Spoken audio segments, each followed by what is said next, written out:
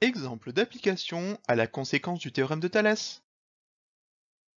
On considère la situation suivante.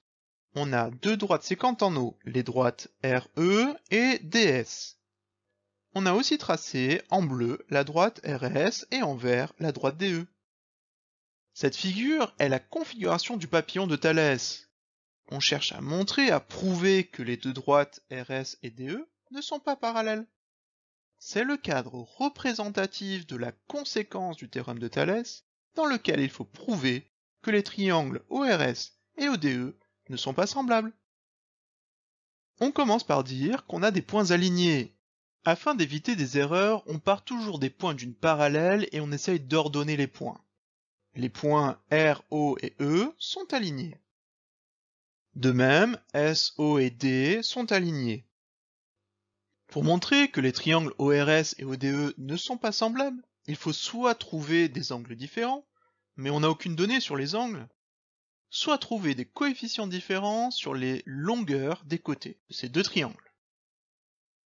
On fait donc un tableau de données avec les longueurs du triangle ORS sur la première ligne et celle du triangle ODE sur la deuxième ligne, en faisant attention à bien faire correspondre les longueurs associées. Et on cherche si ce tableau est un tableau de proportionnalité. On commence par écrire sur la première ligne OR, OS et RS, et sur la deuxième ligne, il faut mettre les longueurs associées à ces trois-là. Selon l'énoncé, on nous demande de montrer que les droites RS et DE ne sont pas parallèles, ainsi, en dessous de la longueur RS, on écrit la longueur DE. Dans les deux cases restantes, on écrit le point pivot, qui est le point O.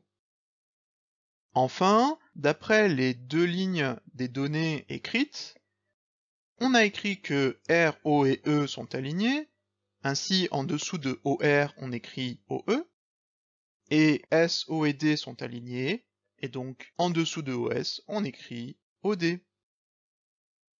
Certaines longueurs sont connues, on peut donc les écrire dans le tableau. OR est égal à 8,4 cm, OS est égal à 12,5 cm, OE est égal à 6,3 cm, et enfin, OD est égal à 10 cm. Ici, on ne connaît pas les longueurs RS et DE. On calcule donc les rapports uniquement que pour les deux premières colonnes.